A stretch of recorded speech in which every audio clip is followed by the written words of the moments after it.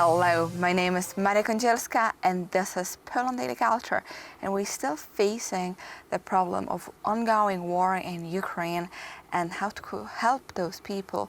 And there is a lot of help, a lot of charity which goes through Poland, but actually what is the outcome and the result of it?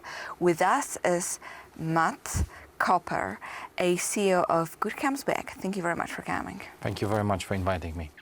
And recently, you've been to a very important meeting with Sir Richard Branson, a billionaire but also a philanthropist, Yes. who came to Poland, to Rzeszów, very close to the Ukrainian border, in order to talk about the aid and help for Ukraine. Tell us about this meeting and what was it about, how it looked, and what is his approach? Let me start with a little introduction for those who are not know Sir Richard Branson very well. I truly recommend his autobiography, Losing My Virginity. The interesting title is because he's the founder of the Virgin Group. He's an amazing innovator, inspiring businessman, an inspiring social leader, and amazing philanthropist as well. He built many interesting organizations. He built, he's also, one of his organizations is sending rockets to Mars and so on. So he's like kind of top global league for the business, for the innovation, but at the same time, very humble in heart and serving to the others. I read his biography over 10 years ago, and I always want to meet him in person. And my feeling was the same like with the other famous billionaires. They are very humble people, they're very quiet people, they're very good listeners. He come with his team, especially with the people from the Virgin Unite, which is the NGO part of his empire. And let's say Virgin Unite is supporting many different crises globally, in Venezuela, in Africa, in ex-Yugoslavia, and many different countries for many years. At the same time, he's hiring, he got huge organizations, so he's also engaging his employees in helping the others. And he is owner of one of the best airlines, so he's using all his resources to bring the help to the different parts of the world. So he's always ready to bring the help to those who are in need.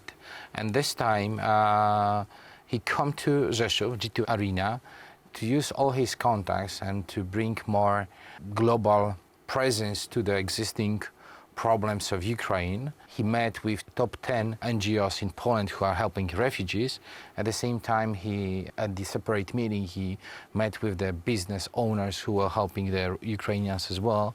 And they were thinking how to leverage all the potential that they have to not help in the way we're helping right now, but to make it sustainable. Poland is right now on a spot in the moment when a lot of people are interested in somehow letting the money go through our country in order to help with Ukraine, but also in order to help in Poland as well, because after all, we have 4 million people here. But how to make it more organized, sustainable, so it builds things. It's not only, and this help also doesn't repeat itself. So let's say the situation where we are has few different elements. One of that could be the leverage of modern technology, and this is what we do with Good Comes Back. We're working how to use the modern technology to engage people with helping to make easy to volunteer in different organizations, to make easy to present how you're spending money you receive from your donors. This is like our part, the technology. But mainly on the general level, we have a huge challenge. Number one, the situation in Ukraine is not going better. So one of the organizations is working in Bucha right now, the place where we have a slaughtery by the Russian soldiers, and many people die. And all they need to rebuild the buildings, to prepare the buildings, that some people who want to come back to Ukraine, they can come back. So they put in exact numbers, like how much money costs to bring one person back to his village to be back in Ukraine, okay? Because now the people don't have a homes, schools that they can come back. So this is number one challenge, how to help those who stay in Ukraine.